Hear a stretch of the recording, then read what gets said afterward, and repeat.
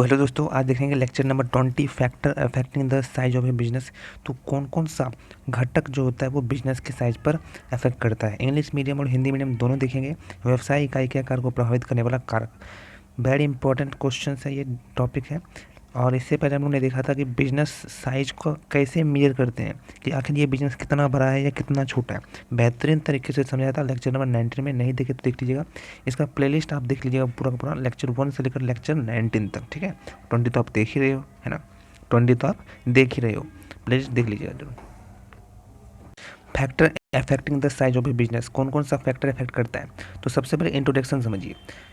जो business size of a business unit का जो साइज होता है, चाहे वो रिवेन्यू के बेसिस पर हम लोग मापे। याद रखिएगा दोस्तों, लेक्चर 19 नहीं पढ़ के आया तो जाकर जल्दी से लेक्चर 19 पढ़ के आना, उसके बाद ही ये समझ पाओगे। ठीक है, तो हम लोगों ने क्या किया था, रिवेन्यू के बेसिस पर या एसेट के बेसिस पर या वर्क फोर्स के बेसिस पर या मार्केट शेयर के बेसिस पर, बताया था ना इस तरीके से। आई होप आपको याद आ रहा होगा। अगर देखिए नहीं हो तो लेक्चर 19 जरूर देखिएगा। आई बटन पर यहाँ पर शो कर रहा है, जाकर देख लो। आई बटन पर शो कर रहा है, जल्दी से जाओ देख के आओ। ठीक है ना सर, ठीक है।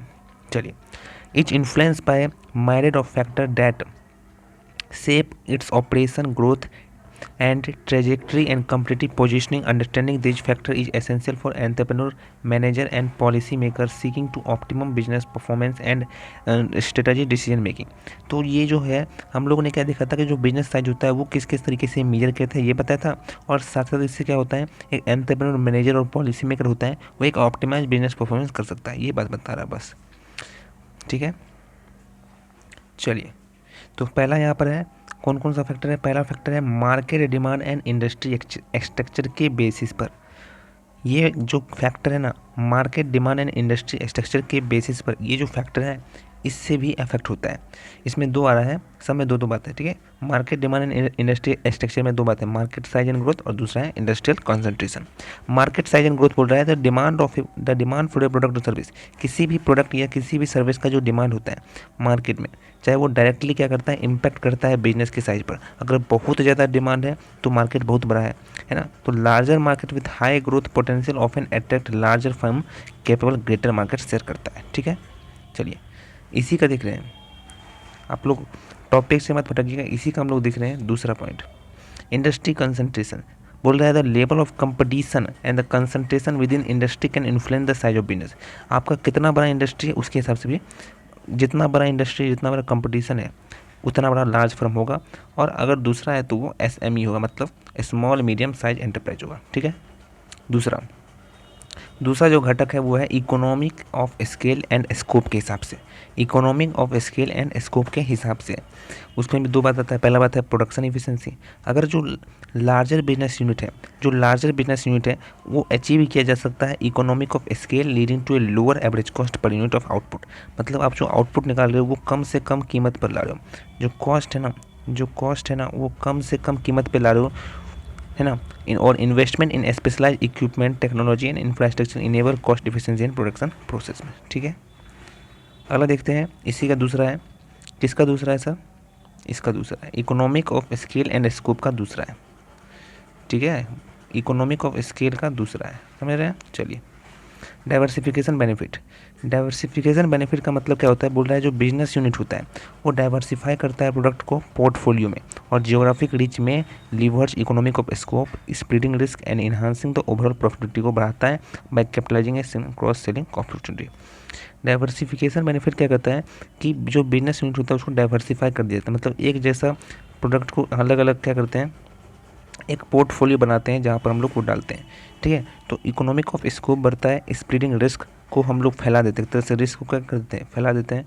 साथ ही साथ क्रॉस सेलिंग में भी बहुत ही मदद करता है। ठीक है, क्रॉस सेलिंग मतलब क्या है, आओ समझते हैं सर। क्रॉस सेलिंग का मतलब क्या होता है कि आप मोबाइल का दुकान है आपका, ठीक है, तो आपके मोबाइल दुकान में आप कवर भी रखते हो, ईयरफोन भी रखते हो, हेडफोन भी रखते हो, है ना। ये हेडफोन है, कवर है, तो आप सब कुछ बेचोगे मोबाइल के साथ, ये भी बेच दोगे और ये भी बेच दोगे, that is called cross selling. तो अगर आप पोर्टफोलियो रखते हो, डाइवर्सिफाई बेनिफिट बहुत मिलता है इससे, कि आप कोई बंदा मोबाइल खरीदने आया है तो आप उसको कवर भी दे दोगे, उसे ईयरफोन भी दे दोगे या हेडफोन दे दोगे, ब्लूटूथ जो भी स्पीकर वगैरह होता है वो आप दे सकते हो। तो इसे कहते हैं क्रॉस सेलिंग, समझ गए। सब कुछ बताएंगे, चिंता नहीं करना है। तीसरा है access to capital and resource, इसमें भी दो बातें आता है, चलते रहिएगा ना, दो बात बोल रहा है समय। एसेस टू कैपिटल रिसोर्स में क्या बोल रहा है, एसेस टू कैपिटल रिसोर्स में पहले फाइनेंशियल रिसोर्स, दूसरा ह्यूमन कैपिटल। मतलब बोल रहा है कैपिटल अगर अवेलेबल होगा, चाहे वो इंटरनल फंड में हो चाहे डेट फाइनेंसिंग, मतलब वो खुद का हो, मेरा हो, डेट फाइनेंसिंग मतलब किसी और का लोन लिया हो, या फिर इक्विटी इन्वेस्टमेंट मतलब कोई व्यक्ति इन्वेस्ट कर रहा है मेरे में, हमारे बिजनेस में। कैन फैसिलिटेट बिजनेस एक्सपांसन, ये भी क्या करता है, बिजनेस एक्सपांसन में फैसिलिटेट करता है, जो बिजनेस होता है वो और भी बढ़ता है, जाहिर सी बात है। इसी में एसेस टू कैपिटल रिसोर्स में दूसरा बात है ह्यूमन कैपिटल। फाइनेंशियल कैपिटल मतलब पैसा, ह्यूमन कैपिटल मतलब लेबर, समझ रहे हो बात को। तो ह्यूमन कैपिटल मतलब बोल रहा है जो स्किल है, talented employ are critical asset for business success, access to be skill workforce and effective talent management practices can enable business unit to scale operation and innovative more efficiently. तो ज़्यादातर मोर efficiently से कर सकते हैं business unit का जो operation है उसके बढ़ा सकते हैं, मतलब ऑपरेशन मतलब काम को बढ़ा सकते हैं, ठीक है। ऑपरेशन मतलब ये मत समझिएगा आप लोग ऑपरेशन, ठीक है, काम को बढ़ा सकते हैं, ऑपरेशन मतलब काम होता है। चलिए अगला है regulatory environment and government policy, ये भी फैक्टर अफेक्ट करता है, ये सब फैक्टर अफेक्ट कर रहा है, समझ रहे हैं बात को। फाइनेंशियल रिसोर्स और ह्यूमन कैपिटल अफेक्ट कर रहा है ना, ये नहीं होगा तो कैसे चलेगा, ये नहीं होगा तो कैसे चलेगा, get my point. Business unit का साइज बढ़ा कैसे होगा, फाइनेंशियल रिसोर्स नहीं होगा तो बिजनेस नहीं बढ़ेगा, समझ रहे बात को, समझ रहे हो ना। Regulatory environment and government policy के हिसाब से भी दो बातें यहाँ पर आती है, ये भी फैक्टर अफेक्ट करता है। रेगुलेटरी कंप्लायंस क्या बोल रहा है कि जो regulatory requirement and compliance cost में डिसप्रोपोर्शनेटली अफेक्ट स्मॉलर बिजनेस पर अफेक्ट करता है, constraining their growth potential conversely and regulatory reform that reduce barrier to entry और promote competition can facilitate business expansion. तो मतलब रेगुलेटरी कंप्लायंस जो होता है मतलब कि वो चीज़ करना पड़ता है, फॉर्मेलिटी निभाना पड़ता है, डॉक्यूमेंट देना पड़ता है ना, कागज़ वाला बहुत सारे काम होते हैं, तो उसमें क्या होता है जो कॉस्ट है वो बहुत ज़्यादा लगता है, स्मॉल बिजनेस को अफेक्ट करता है, ठीक है। दूसरा है गवर्नमेंट का इंसेंटिव, मतलब गवर्नमेंट का पॉलिसी, ये भी अफेक्ट करता है कि अगर गवर्नमेंट टैक्स कोई चीज़ बढ़ा दिया, आपने जो प्रोडक्ट बेच रहे हो, मान लीजिए आप शूज बेच रहे हो तो इसके टैक्स को बढ़ा दिया गया तो भी अफेक्ट करेगा ना आपको, फैक्टर अफेक्ट कर रहा है ना सर, समझ रहे बात को। सब्सिडीज है, ग्रांट्स अगर नहीं मिल रहा है या तो ये इन्फ्लुएंस करेगा बिजनेस के साइज को, समझ रहे बात को। सर एक बात बता दो, सुना ध्यान से, कि गवर्नमेंट इंसेंटिव किया, गवर्नमेंट पॉलिसी या टैक्स बढ़ा दिया या सब्सिडी बढ़ा दिया तो इससे मेरे बिजनेस साइज पर कैसे इफेक्ट पड़ेगा। सुनो मेरी बात, लेक्चर 90 में क्या देगा था, बिजनेस का जो साइज हम कैसे मापते हैं, टर्नओवर के हिसाब से। तो आपका टर्नओवर कम होगा कि नहीं होगा, जाहिर से बता, टैक्स बढ़ेगा तो लोग खरीदेंगे क्या, सेल, टर्नओवर मतलब क्या होता है, सेल होता है, तो आपका सेल होगा ज़्यादा, बोलिए, नहीं बोलिए सर, नहीं होगा, समझ रहे हैं ना। तो कहीं ना कहीं इफेक्ट कर रहा है ना, इनडायरेक्टली इफेक्ट कर रहा है ना, इसीलिए, समझ रहे हैं। चलिए सर अभी तक आप क्या किए होंगे, अगर वीडियो को लाइक नहीं किए होंगे तो लाइक प्लीज़ कर दीजिएगा, प्लीज़ रिक्वेस्ट कर रहा हूँ आपसे, ठीक है ना, लाइक ज़रूर कर दीजिए, फटाफट से लाइक कीजिए, उसके बाद हम लोग आगे बढ़ते हैं, ठीक है। फटाफट से लाइक कर दीजिए, अगर पढ़ाई करनी है तो लाइक जरूर कीजिएगा, लाइक जी फटाफट से लाइक कीजिए, और टेलीग्राम चैनल पर ज़रूर ज्वाइन कर जाइएगा, जल्दी से जाइए और टेलीग्राम चैनल पर ज्वाइन कर जाइए फटाफट से। टेलीग्राम चैनल का जो लिंक है वो डिस्क्रिप्शन में दिया है, टेलीग्राम चैनल पर जाइए, ज्वाइन कर जाइए। इससे बेनिफिट मुझे होगा क्या सर, मुझे बहुत बेनिफिट होगा, नहीं होगा, आपको बेनिफिट होगा, क्योंकि आपको मिलेगा वहाँ पर PDF, इंग्लिश हिंदी दोनों का PDF मिलता है, वहाँ पर आपको मिलेगा।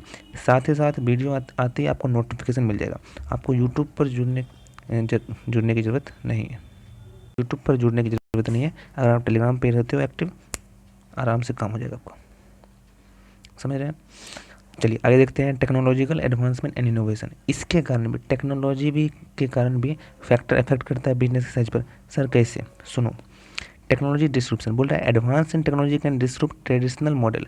मान के चलो मैं ये वाला फ़ोन बेच रहा था, ठीक है, ये वाला समझ गए ना, बटन वाला, टेक्नोलॉजी इन्हांस हुआ, मेरे बिजनेस पर इफेक्ट आएगा कि नहीं, बिजनेस पर इफेक्ट आएगा मतलब सेल पे इफेक्ट आएगा, सेल पे इफेक्ट आएगा मतलब साइज गिरेगा, तो बिजनेस का साइज इफेक्ट फैक्टर फ्लक्चुएट कर रहा है या फिर नहीं कर रहा है, बोलो, गेटिंग माई पॉइंट सर, ठीक है।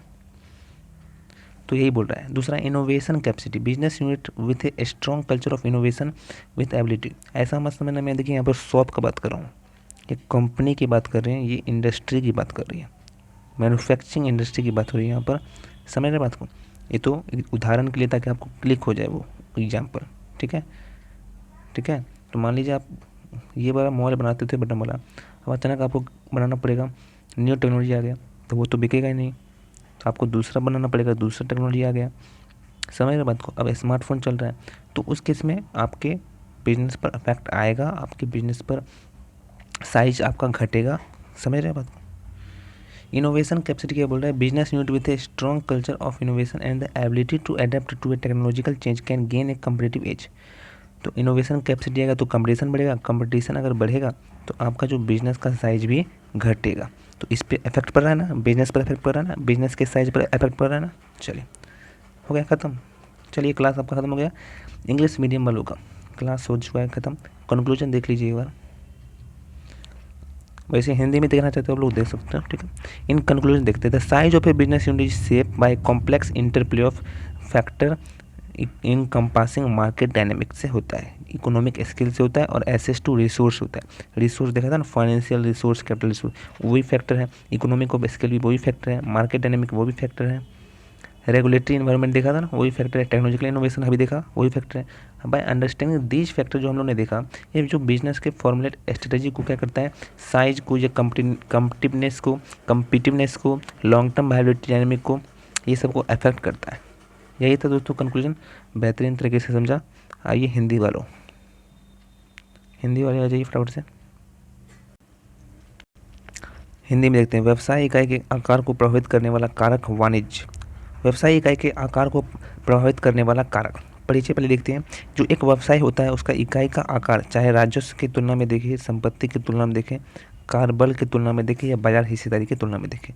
ये क्या बोल रहे हो सर, लेक्चर 90 देख के हो, आपको समझ नहीं आ रहा है, लेक्चर 90 देख के हो, लेक्चर 90 जरूर देख के आइएगा, तभी आइएगा। हिंदी वाले इंग्लिश वाले दोनों के लिए बोल रखा हूँ, ठीक है। यहाँ पर जाइए फटाफट से, आई बटन पर क्लिक कीजिए, समझ रहे बात को, ठीक है। तो ये हम लोगों ने क्या देखा था, अगर हमको बता देते हैं कोर में कि जो संपत्ति है कार्यबल, उसके हिसाब से हमने देखते हैं कि जो व्यापार है उसका जो साइज है, व्यापार का साइज बड़ा है या फिर, मतलब व्यापार का जो साइज है वो बड़ा है या फिर छोटा है, समझ गए, उसके हिसाब से बांटते हैं।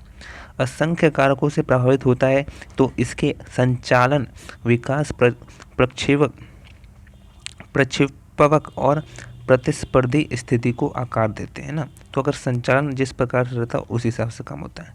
व्यावसायिक प्रदर्शन और रणनीति निर्णय लेने को अनुकूलित करने के इच्छुक उद्यमियों, प्रबंधकों और नीति निर्माताओं के लिए इन कारकों को समझना आवश्यक है, तो बहुत ज़्यादा जरूरी होता है। यह असाइनमेंट एक व्यवसाय इकाइयों के आकार पर को प्रभावित करने वाले प्रमुख कारकों और संगठनात्मक सफलता के लिए उनके निहितार्थों की पड़ताल, ठीक है, पड़ताल करता है। आइए दोस्तों, थोड़ा सा बोर हो गए हैं, अब शुरू करते हैं मजे से। सर, बाजार की मांग और उद्योग संरचना एक फैक्टर है, इसमें दो बातें, जैसे इंग्लिश बताया था ना वैसे बताएंगा। बाजार की मांग और उद्योग संरचना में दो बातें हैं, बाजार का आकार और विकास। बाजार के आकार और विकास में भी ये अफेक्ट करता है, ये प्रभाव पहुंचाता है व्यापार के आकार में, ये प्रभाव पहुंचाता है व्यापार के आकार में, क्या करता है सर, प्रभाव पहुंचाता है। दूसरा, उद्योग एकाग्रता। उद्योग एकाग्रता बोलता है किसी उद्योग के भीतर प्रतिस्पर्धा अगर हो रही है, ये एकाग्रता का स्तर है, तो उसके हिसाब से भी व्यापार में क्या करता है, अफेक्ट करता है, बिजनेस के साइज में अफेक्ट करता है, ठीक है। अब बात करते हैं पैमाने के दायरे की अर्थव्यवस्था के हिसाब से, दो बातें हैं, पैमाने और दायरे की अर्थव्यवस्थाएं, यहाँ पर दो बातें हैं, पहला और दूसरा।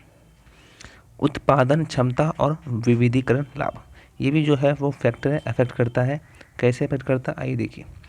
उत्पादन और क्षमता मतलब बोल रहा है कि बड़ी व्यावसायिक इकाइयां पैमाने की अर्थव्यवस्था हासिल कर सकती है, जैसे उत्पादन की प्रति इकाई औसत लागत कम हो सकती है। विशेष उपकरण, प्रौद्योगिक और बुनियाद, ये जो विशेष उपकरण, प्रौद्योगिक, बुनियाद अगर लगाएंगे तो कॉस्ट कम होगा, कॉस्ट कम होगा तो सेल बढ़ेगा, सेल बढ़ेगा तो बिजनेस का साइज बढ़ेगा। एम आई राइट हो रहा हूँ।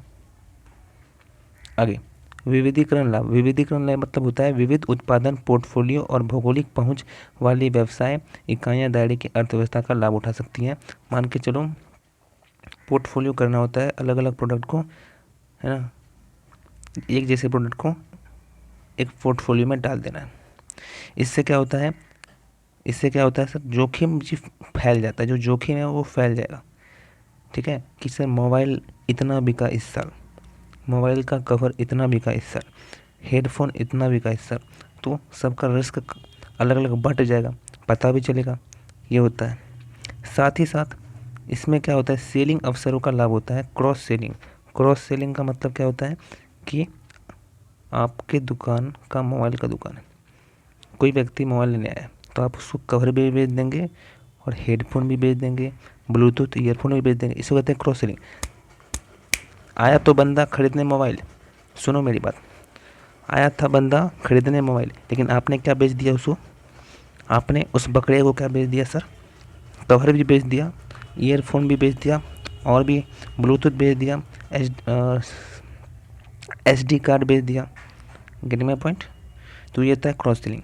तो अगर ये भी करते हो तो उससे भी मार्केट पर आपके अफेक्ट करता है ना उसका। अगर आप ऐसा खूब बेचोगे, कैसे ऐसे इस तरीके से करोगे, इस तरीके का धंधा करोगे तो आपका धंधा बढ़ जाएगा, सेल बढ़ जाएगा।